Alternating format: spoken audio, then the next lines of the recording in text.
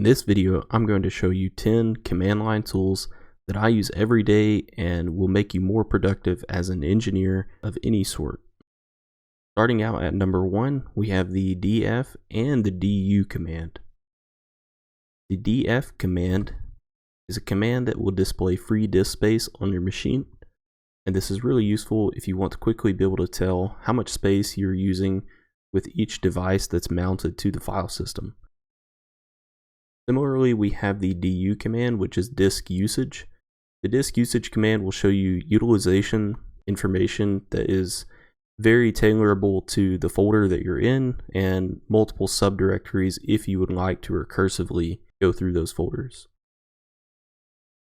For example, I may use the du command and the -h flag, which is going to give me a human readable output such as megabytes and kilobytes, and the -d flag, which is going to control the depth or the maximum number of subdirectories that this command will traverse. After running this will show me how much space each folder within this source folder I've provided is taking up, such as 2.1 megabytes, kilobytes, so on and so forth. Next up at number 2, we have the nc or netcat command. The netcat command is useful if you're testing connectivity such as to a web server or some port at some other address. This is useful if you're unsure if a certain application can't connect to something either due to network connectivity or due to other reasons such as authentication or bugs in the code.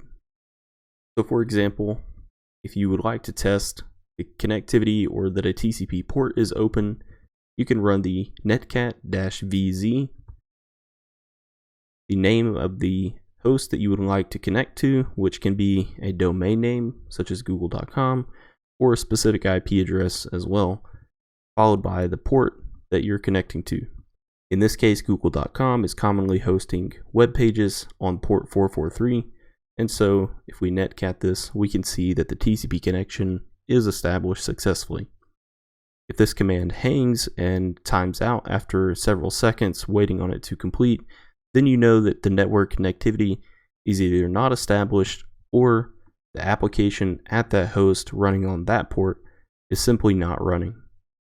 If you know the application is running at this location, but you're still not able to connect, maybe double check your routes for your network or your security group for firewall settings. Number 3, htop. Many of you may have seen the top command before, which shows you resource utilization on the machine. However, an enhancement to the top command is the htop command, which you can install, for example, on macOS with brew install htop. And htop is just going to give you a lot of the same information, but with better colors, graphics, and configurability. For example, here I can sort by CPU utilization descending to see which applications or processes are using the most CPU, and likewise with memory. And if I would like to configure these options, I can always hit Shift-C and then go through different settings and modify those to my liking, customizing what the screen displays and header layout and other options. When you like to get out of htop, simply press Ctrl-C or interrupt. Next at number 4, we have the watch command.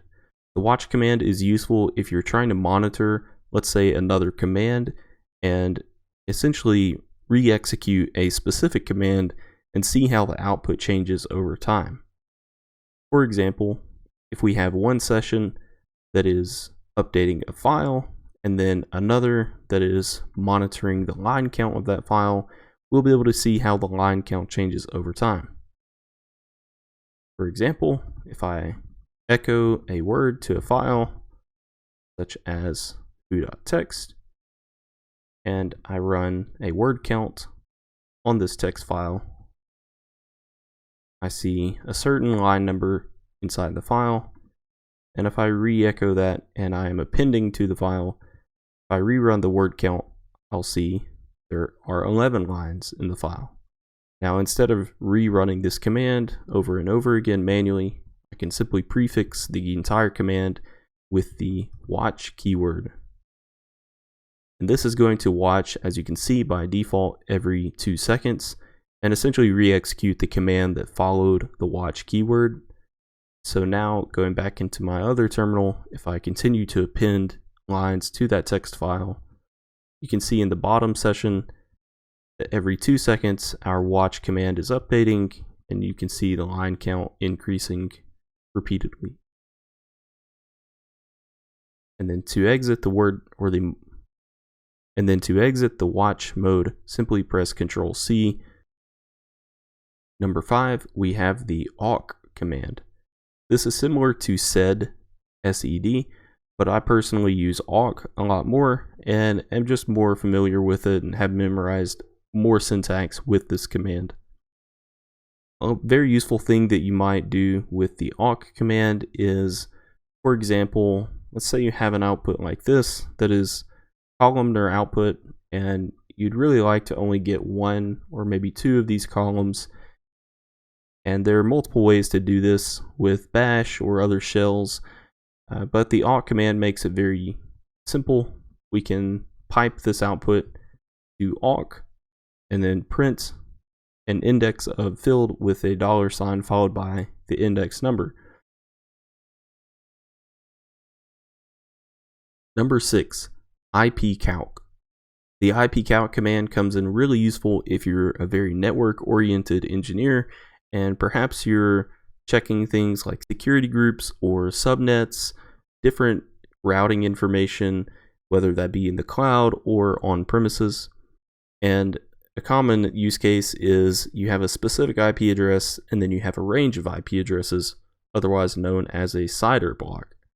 Well, sometimes it's hard to tell if that single IP address is actually contained within the CIDR range, or maybe you just want to know what is the total range or minimum and maximum IP address of it. For example, I may have an IP such as 192.1.0.0/24, and the 24, being a subnet mask, is controlling what are the individual IP addresses in this overall range that this IP CIDR block refers to. But the ipcalc tool will quickly tell you the minimum and the maximum IP addresses. Next, number 7, we actually have not 1, not 2, but 3 tools that all do similar things. These are all DNS tools, and they are the nslookup, host, and dig command line tools.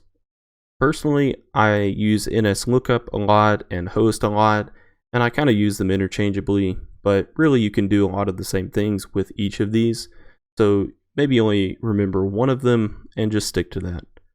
But each of these tools allows you to do DNS queries or DNS lookups. nslookup, or name server lookup, is going to tell you what is the IP address of a particular DNS record, in this case google.com, and I get several responses from it. And of course this is because different things, that host might have multiple IP addresses, and it also might have some email servers or mail servers, MX records. Those are the ones that handle things such as email. And then up at the top here, we see server and address. This is really just telling you what is the DNS server that gave you this response. And in fact, 8.8.8.8 is a really common one because that is Google's DNS servers and run on port 53, which is standard for DNS. So really this is useful whenever you want to look at the IP addresses, maybe tell if they resolve to the IP addresses that you think they will, or you're troubleshooting some other things and are confirming where the traffic is getting routed behind a DNS record. Just like nslookup, we can do the same thing with the host command. And host command, in this case, I will use github.com. This is going to do the same thing, but with a much simpler output. And in this case, tell us that github.com has this IP address, while it also has multiple mail records or MX records. These mail exchanger records are telling us different priorities for the other hosts or other DNS records that are responsible for handling email. Lastly, among the DNS tools is the dig command. Dig is more low level and is going to give you a lot more output. This is mostly useful if you're actually troubleshooting a DNS. Number 8, grep. This list would not be complete without including the grep tool. Grep is one of the oldest and best command line utilities that I use every day, and this has a lot of different flags. Some of the ones that I use most commonly are the -R or recursive flag, and what this is going to do is recurse through multiple subdirectories within the location that I start at. And so a common use case is you're searching for something and maybe you don't have a heavy IDE such as IntelliJ or VS Code, Atom, Sublime, or whichever you use open, and you just want to quickly search and see if maybe this project or this folder contains a certain keyword. You can do that quite easily with the grep flag using the -R as you've seen, and then the keyword that you're searching for followed by the parent folder that you're searching within. Other common flags are the -V flag, which is going to invert your results. And so instead of finding things that match RDD, this one is going to return things that do not match RDD. Number 9, curl. Curl is the most common and the most simple and useful command line tool for running HTTP requests and sending those out to a web server. And so if you're somebody working on building REST APIs or troubleshooting applications, then these are all examples where you would use the curl command line tool. And there are multiple examples. One here is a API called iCanHasDadJoke, where I want to curl and send this HTTP request and get a random dad joke. So if you need a bit of humor in your day, maybe add this curl to your Z shell RC or your bash RC and save it for later.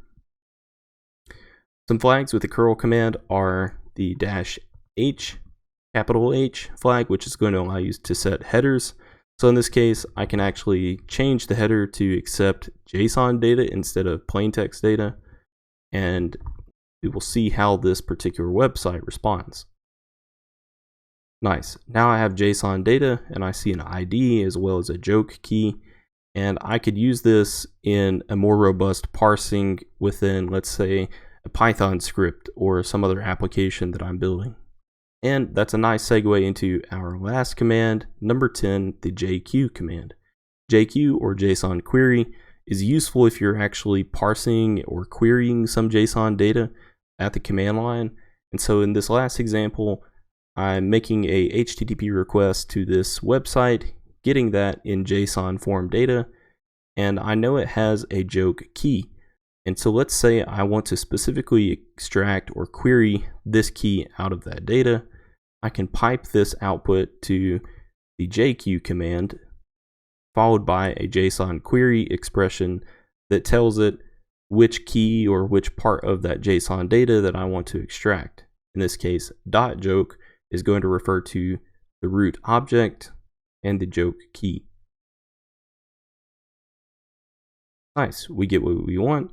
And to silence any noisy output like this from the curl command, we can always add a -S for silent. And as a final bonus, if you want to spice up that joke command a little further, go ahead and pipe that to your favorite command, calc. Be sure to check out the description for a list of these commands, as well as a link to a couple other cheat sheets for command line tools and simple commands that you should definitely bookmark and save for later, as they're great points of reference. And that said, I hope you like this video. Thanks for watching.